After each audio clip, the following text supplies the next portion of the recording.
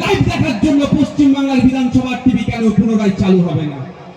এটা দাবি করবেন তো আপনারা? আপনাকে জানতে হবে শুধু নওশাদ সিদ্দিকী নয়, আর বাকি 293 জন কি করছে ওর মধ্যে। মুসলিম সিম্প্যাথি নিচ্ছ, আদিবাসী সিম্প্যাথি নিচ্ছ, দলিত কোটাতে এসসি কোটায় নির্বাচিত হয়ে যাচ্ছ, দলিত আদিবাসীদের জন্য কোনো কথা বলছো না, ফেক এসটি এসসি সার্টিফিকেট নিয়ে কথা নয়। মুসলমান সিম্প্যাথি নিচ্ছ, মুসলিম ভোটের দরকার, মুসলমানদেরকে জঙ্গি দেখা দিচ্ছে, মাদ্রাসায় নাকি জঙ্গি চাষ হচ্ছে, কোরআন শরীফকে দেখিয়ে, আম্মা বাড়াগুলোকে দেখিয়ে, কিতাবগুলোকে দেখিয়ে যখন দেখে দেওয়ার চেষ্টা হচ্ছে যে এইগুলো নাকি জঙ্গি কার্যকলাপ করে, শাসক দলের যে সমস্ত মুসলিম সমাজের এমপি এমএলএ আছে তাদের মুখে কথা নেই, কেন আজ আমাদেরকে তুলতে হবে?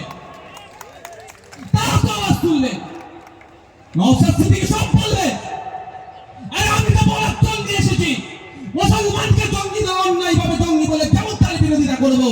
কোন আদিবাসী ভাইকে অন্যায় ভাবে মাওবাদী বলে তারও বিরোধিতা করবো? আর তুমি তো মুসলমানদের ঠেকা নিয়ে বসে আছো ভাই, তুমি তো বলছো মুসলমানরা বিপদে আছো, আমাকে ভোট দাও নাহলে তুমি উদ্ধার হবে না, তুমি কেন চুপ আছো? আচ্ছা, অবাক লাগছে, অবাক লাগছে। অনেকে আমরা বাংলাদেশের ইস্যু নিয়ে কথা বলছি, অবশ্যই আমাদের প্রতিবেশী রাষ্ট্র, সেখানে শান্তি বিরোধ, সেখানকার সংখ্যালঘু হিন্দুদের উপরে যদি যে অত্যাচার হচ্ছে সেটা বন্ধ হোক, আওয়াজ তুলছি, যে মুখে আওয়াজ তুলছি, যে মুখে আমরা বলছি কৃষ্ণ চিন্ময় কৃষ্ণ দাসের মুক্তি চাই, সেই মুক্তা যখন সার্জিল মামলা হিসাবে অবাককারীদের জন্য কেন হচ্ছে না? সেই মুক্তি কেন আরো যারা 4 বছর 6 বছর 8 বছর 10 বছর জেলে বসে আছে ফুসছে তাদের জন্য কেন হচ্ছে না? এই বিচারিতা বন্ধ হোক। গতকালকে আমি গিয়েছিলাম বঙ্গ সংস্কৃতি অনুষ্ঠান কল্যাণীতে, সেখানে গিয়ে এই মর্মে আলোচনা হচ্ছিল, সেখানেও আমি বলে এসেছি যে আমরা প্যালেস্টাইন ইসরায়েল নিয়ে লড়াই হচ্ছে, যেভাবে ইসরায়েল প্যালেস্টাইনকে দখল করার চেষ্টা করছে, আমরা প্যালেস্টাইনের পক্ষ থাকি এবং ইসরায়েলের বিরোধিতা করি। ইউক্রেন রাশিয়া যে লড়াই চলছে, রাশিয়া যেভাবে ইউক্রেনের উপরে বোমাবাজি করছে, আমরা ইউক্রেনের পাশে থেকে রাশিয়ার বিরোধিতা করি। যেভাবে বাংলাদেশের সংখ্যালঘুদের অত্যাচার হচ্ছে, আমরা বাংলাদেশের সংখ্যালঘুদের পাশে থেকে ওখানকার সংখ্যালঘুরা যারা অত্যাচার করছে তাদের বিরোধিতা করি। ঠিক যেভাবে উত্তরপ্রদেশে সংখ্যালঘু মুসলমানদের উপর অত্যাচার হচ্ছে, উত্তরপ্রদেশের সংখ্যালঘু মুসলমানদের পাশে থেকে ওখানকার সরকার যে বর্বরোচিত আক্রমণ করছে তার বিরোধিতা আমরা করি। সারা পৃথিবীতে যেখানে মানুষ অত্যাচারের শিকার হচ্ছে, যারা অত্যাচারের শিকার হচ্ছে তাদের পাশে থাকবো, যারা অত্যাচার করছে তাদের বিরোধিতা করব। কিন্তু দুর্ভাগ্যের বিষয়, আজকের দিনেও প্রতিবাদটা একটা সিলেক্টিভ হয়ে যাচ্ছে, আজকের দিনেও প্রোটেস্ট একটা সিলেক্টিভ হয়ে যাচ্ছে। এটা বন্ধ হওয়া দরকার। আমরা চিৎকার করছি, আমরা অনেক বিবাদিত কথা বলছি, কিন্তু আমার রাজ্যে যেটা ঘটে যাচ্ছে, আমার দেশে যেটা ঘটে যাচ্ছে, আমরা কথা বলছি না। মমতা ব্যানার্জি তো শুভেন্দু অধিকারী থেকে এক কদমে এগিয়ে গিয়েছে বাংলাদেশ বিষয়ে। শুভেন্দু অধিকারী ভালো করে জানে ও বর্ডারের ওপার যাওয়া যাবে না, আর ওপার থেকে নাকি আগরতলাতে দখল করতে নাকি কি করতে এসেছিল, তারাও জানে ওপার থেকে ইন্ডিয়ার মধ্যে 1 ইঞ্চি ঢোকা যাবে না, ভালো করে জানে। কিন্তু মানুষকে উত্তপ্ত করতে হবে, ভোট নিতে হবে।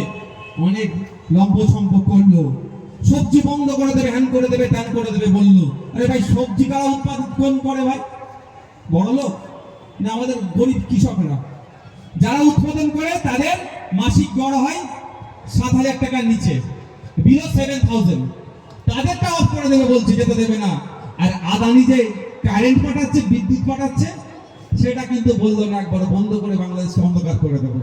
সেই গরিব মানুষের ওটা ছুরি চলছে, সেই গরিব মানুষের আবার দমন পীড়ন হচ্ছে। দেখ ও যেটা করেছে, ওর থেকে এক কদমে গিয়ে, ওনার থেকে এক কদমে গিয়ে মমতা ব্যানার্জি কি বলছে? পিস কিপিং ফোর্স পাঠাতে হবে, শান্তি রক্ষা বাহিনী পাঠাতে হবে বাংলাদেশে। আমার মনে হয় মমতা ব্যানার্জি পশ্চিমবাংলার হিন্দু ভোটের দিকে এখন টার্গেট হয়েছে। পশ্চিমবাংলার মুসলমান ভোটারদের পকেটে ঢুকিয়ে দিয়েছে বিজেপি ভয় দেখিয়ে। কারণ হচ্ছে শুভেন্দু অধিকারী রাত দিন পশ্চিমবাংলার মুসলমানদেরকে টার্গেট করে করে গালি দিচ্ছে। মমতা ব্যানার্জির পুলিশ তাদের বিরুদ্ধে ব্যবস্থা নিচ্ছে না, কারণ মমতা ব্যানার্জি খুশি হচ্ছে যে যত মুসলমানকে ভয় দেখাবে শাসকের পকেটে তত ঢুকবে। এবার দরকার এখন হিন্দু ভোট, সেই জন্য পিস কিপিং ফোর্স পাঠাতে বলছে। পিস কিপিং ফোর্স বা শান্তিরক্ষা বাহিনী কোথায় কোথায় পাঠাতে হয়, কেন পাঠাতে হয় উনি ভালো করে জানেন, তারপরেও বলছে। আমি ওই বিতর্কে না গিয়ে যদি ফিরে আসি, মণিপুরে 2.5 বছর 3 বছর হতে চললো, জাতিদাঙ্গা হচ্ছে আমাদের ভারতবর্ষের মধ্যে, আমাদের একটা অঙ্গরাজ্যে প্রায় 400 জনের অধিক মারা গিয়েছে, হাজার হাজার মানুষ বাড়ি ছাড়া ধর্মস্থান আক্রান্ত হচ্ছে, মহিলাদের সাথে ধর্ষণ করে তাকে রাস্তায় উলঙ্গ করে ঘোরাচ্ছে। ওখানে কি ফোর্স পাঠাতে হবে মমতা ব্যানার্জি একবারের জন্য বললেন না। উত্তরপ্রদেশে সাম্বলে মসজিদের নিচে নাকি মন্দির আছে, সার্ভে করার নাম করে 1991 সালে ওয়াকফ অ্যাক্টকে লঙ্ঘিত করে ওখানকার যিনি বিচারপতি আছেন সেশন কোর্টের সংবিধানকে উল্লঙ্ঘন করে মানুষের সাথে বিভেদ লেগে হতো, সেই ধরনের যে পিটিশন করেছে সেই পিটিশনকে মান্যতা দিয়ে সার্ভের নাম করে ওখানকার মুসলমানদের 6 জনকে খুন করা হলো। ওইখানে কোন ফোর্স পাঠাবে মমতা ব্যানার্জি একবারের জন্য বললেন না। আমরা তো আশা করবো নাকি যদি বাংলাদেশে ফোর্স পাঠানোর কথা বলে, আমাদের অঙ্গরাজ্যের ফোর্স পাঠানোর কথা তো তিনি বলবেন, উনি বললেন না। উত্তরাখণ্ডে দেখুন, ছত্তিশগড়ে দেখুন, দলিত হওয়ার জন্য উত্তরপ্রদেশে বাইক চালিয়ে গিয়ে চলে গিয়েছিল একটা রোগীর অপরাধ, ওখানে দলিতকে পিটিয়েছে। ওখানে কোন ফোর্স পাঠানো দরকার উত্তরপ্রদেশে? ওখানে দলিতদের উপর অত্যাচার বন্ধ করার জন্য, মধ্যপ্রদেশে আদিবাসীদের উপর অত্যাচার বন্ধ করার জন্য, মাওবাদী থেকে দিয়ে আদিবাসীদেরকে হত্যা করে জমি জঙ্গলকে দখল করে নিয়ে যে প্রচেষ্টা চলছে, ওটাকে বন্ধ করার জন্য কোন ফোর্স মধ্যপ্রদেশে পাঠানো দরকার সেই নিয়ে তিনি একবারও বললেন না। এটা আমাদের একটু ভাবতে হবে, ভাবার সময় এসেছে। এতে এখানে 2026 করে অনেকে বললো, আরে 2026 পর্যন্ত বাঁচতে পারবো কি কেউ গ্যারান্টি নিতে পারবে ভাই? আমি 2026 নিয়ে ভাবি না, আমি এখন বেঁচে আছি, আমি এটা নিয়ে ভাববো। আপনারা আমাকে সুযোগ দিয়েছেন বলার, আমাকে পাওয়ার দিয়েছেন, আমার কন্ট্রোলে বিধানসভার মধ্যে কেউ আটকাতে পারবে না। যতটুকু সুযোগ দিয়েছেন সব প্রশ্ন আমি ঠিক করে এনজয় করবো এবং সেটা বাস্তবায়ন করবো। 2026-এ কে বাঁচবে কে মরবে কোনো গ্যারান্টি আছে? আবার তো বাংলাদেশ হুমকি দিচ্ছে, আমি বিশাল ভয় পেয়ে গেছি ভাই, কলকাতা নাকি দখল করে নেবে। এই নাটক হচ্ছে নাকি? বাংলাদেশে যে আর্মি আছে আমাদের রাজ্যে সিভিক ভলেন্টিয়ারের সমান, আর আমাদের দিক থেকে আবার কি বলে চট্টগ্রাম দখল করে নেব। এগুলো হচ্ছে কোন রাজ্য কেউ দখল, কোন দেশ কেউ দখল করবে না ভাই। আপনার মস্তিষ্ককে দখল করে এরা ক্ষমতার মসনদে থাকতে চাইছে, আর কিছুই নয়। এটা রুটি নিয়ে কোনো প্রশ্ন নাই। এই ভাঙড়ের এগ্রিকালচার রিলেটেড যারা মানুষজন আছে, উৎপাদিত ফসলের দাম পাচ্ছে না কেন, এই নিয়ে কোনো চর্চা হচ্ছে না। ভাঙড়ের আপনার শিশু শিক্ষা কেন্দ্র থেকে শুরু করে বিভিন্ন শিক্ষা কেন্দ্রে কেন শিক্ষক নাই, এই নিয়ে ওরা চর্চা করবে না। এই নিয়ে যখন নওশাদ সিদ্দিকী যখন চর্চা করছে, অনেকের গাজালা করছে, আমাকে বিভিন্ন ভাবে দেখে দেওয়ার চেষ্টা করছে। আমি নাম নেব না, শুধু এতটুকুই বলবো, 8 তারিখে খেলা দেখবেন। খেলা করে না, 8 তারিখ ব্যাটাকে কোর্টে নিয়ে গিয়ে জবাব চাইবো, কোর্টে যাতে বাধ্য করবো ওখানে দিতে, ওখানে গিয়ে ওনাকে জবাব চাইবো। ইতিপূর্বে আমাকে বলেছিল মামলা চলছে, জবাব দিতে হচ্ছে, আর বিগত দিনে যেগুলো অবাঞ্ছিত মন্তব্য করছে তার জবাব চাইবো। আমি তো 100 বার বলবো নোটোরিয়াস ক্রিমিনাল, আমার নামে একটা মামলা করতে পারবে? ও আমার নামে যতবার বাজে মন্তব্য করে ততবারই মামলা করবো, আর আমি 100 বার নোটোরিয়াস ক্রিমিনাল করবো, কারণ ও সার্টিফাইড।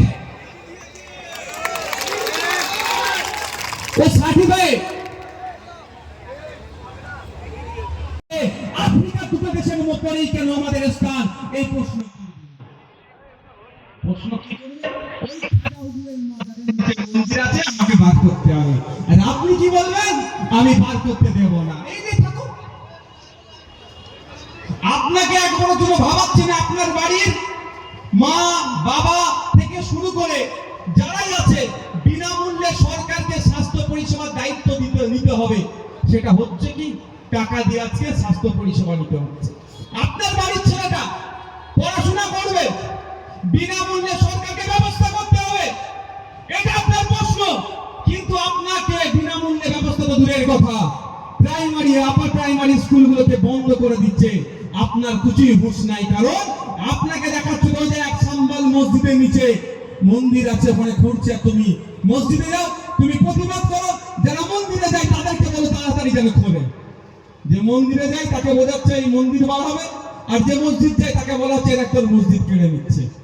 এই যে তোমরা ব্যস্ত থাকো, আর আমরা প্রাইভেট পাবলিক গুডস থেকে প্রাইভেট গুডসে রূপান্তরিত করে দিই শিক্ষা, স্বাস্থ্য, এই ধরনের এসেনশিয়াল জিনিসগুলোকে।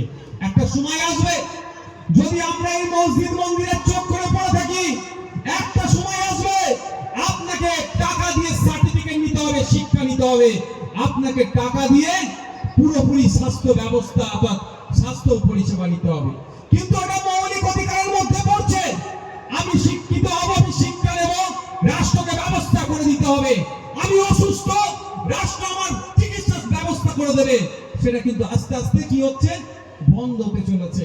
আপনি এই বিষয়ে প্রশ্ন করতে পারেন, সেই জন্য কি করছে আপনাকে আমাকে এই ধর্মীয় উন্মাদনার মধ্যে এই মাজার মসজিদের নিচে মন্দির খোঁজাতে ব্যস্ত করে দিচ্ছে। বন্ধুগণ, আপনাদের বলবো একটু সজাগ সতর্ক হতে হবে। সজাগ সতর্ক না হলে আপনাদের বলছে কি বিজেপিকে আটকানোর জন্য তৃণমূলকে লাগবে। ভালো কথা, যদি এটা সত্যিকার অর্থে মনে হয় আপনাদের, আপনাদের কেন মনে হয় বিজেপিকে আর তৃণমূল বিজেপিকে আটকাতে পারবে? আমি উদাহরণ দিলে বুঝে নেবে। 2011 সালের আগে পশ্চিম বাংলায় বিজেপির এমপি এমএলএ সংখ্যা কত বলেন? খুঁজে পাওয়া যেত আতস মাস দিয়ে, দুটো একটা ছিল। 2016-তে দেখুন সংখ্যা বাড়লো। 2019-এ দেখুন 18টা এমপি হলো। 2021-এ দেখুন 77টা বিজেপির এমএলএ হয়ে গেল। যত দিন যাচ্ছে এরা বলছে আমি আটকাবো, কিন্তু সংখ্যা বেড়ে যাচ্ছে। আমি আপনাদের বলবো তৃণমূলের তো জন্ম হয়েছে বিজেপির গর্বে। তৃণমূলকে লালন পালন কে করেছে? জোরে বলুন, এবার বলুন। যে আমাকে লালন পালন করলো, সে যতই খারাপ হোক না কেন, যতই ভালো হোক না কেন, আমি তো ভাই আমাকে না কোনোদিন ছেড়ে দিতে হয়, সেটা মাথায় দিয়ে চলুক আপনারা যারা ডিস্টার্ব করছেন। তো ব্যাপারটা এই যে বিধানসভার বাইরের কথা, আমি ভুলে যাওয়ার ছেলেও নয়, আর আমার ভাইয়ের সাথে আমাকে দুধা মারলে আমার গায়ে কম লাগে। আমার ভাইয়ের দিয়ে যদি কেউ টাকায়, আমি তাকে ছেড়ে দেওয়ার ছেলে নয়। আমার 3টা ভাইকে শহীদ করেছে যে, যাদের জন্য একজন কিন্তু অলরেডি জেল খেটেছে, তার এখন ট্রায়াল শুরু হয়নি, জেল খেটেছে, এটা মাথায় রাখবেন। আর গুটি কয়েক বাকি আছে, তাদেরকেও আগামী দিনে জেল খাটাবো।